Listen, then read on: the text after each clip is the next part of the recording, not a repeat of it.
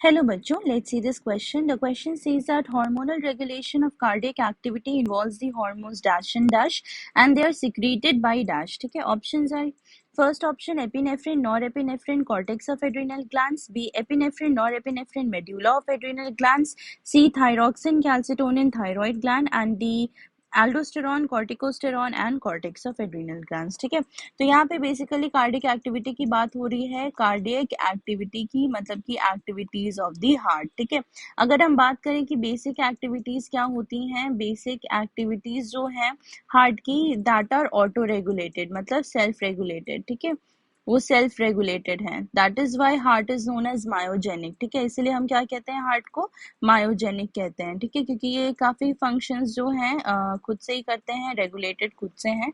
अगर हम बात करें कि कौन से हार्मोन्स रेगुलेटेड हैं कार्डियक एक्टिविटी के लिए, तो दो हार्मोन्स बेसिकली रेगुलेट करते हैं, एक होता है एपिनेफ्रिन और दूसरा होता है नॉर एपिनेफ्रिन।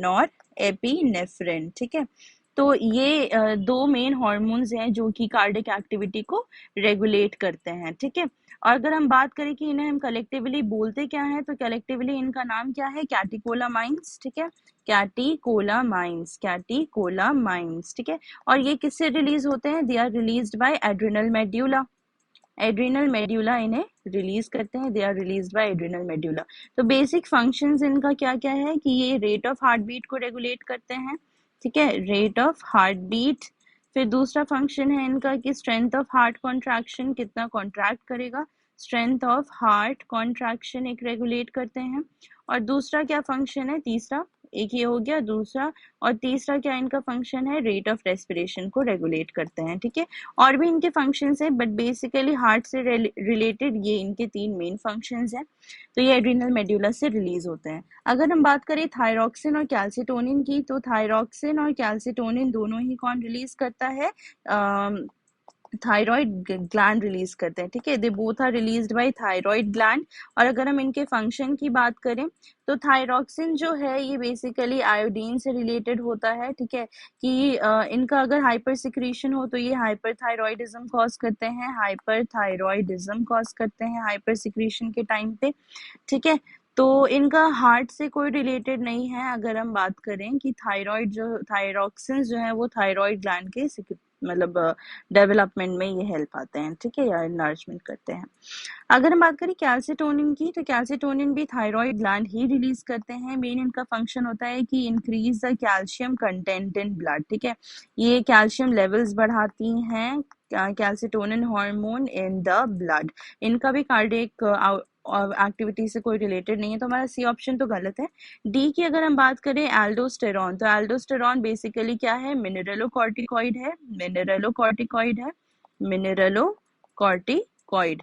और अगर हम बात करें कॉर्टिकोस्टेरॉन, जिसे हम मेनली कॉर्टिसोल बोलते हैं, कॉर्टिकोस्टेरॉन को, ये क्या है हमारा ग्लूकोकॉर्टिकॉइड। ठीक है, ग्लूकोकॉर्टिकॉइड। और दोनों ही हार्मोन किससे रिलीज होती हैं, ये रिलीज होते हैं एड्रिनल कॉर्टेक्स से। एड्रिनल कॉर्टेक्स इनको रिलीज करते हैं। बेसिकली इनका फंक्शन क्या है, वाटर एंड आयोनिक बैलेंस में। ठीक है, एल्डोस्टेरॉन का ये फंक्शन है वाटर एंड आयोनिक बैलेंस में।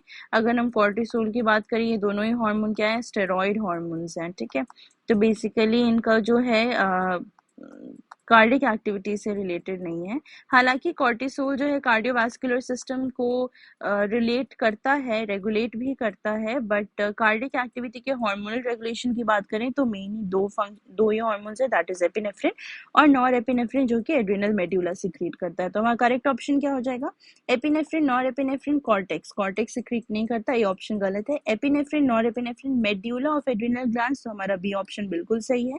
डी क्या है, एल्डोस्टेरॉन, जो कि हार्मोन रेगुलेट नहीं करता। हमारा करेक्ट ऑप्शन है B, that is epinephrine, nor epinephrine, medulla of adrenal glands.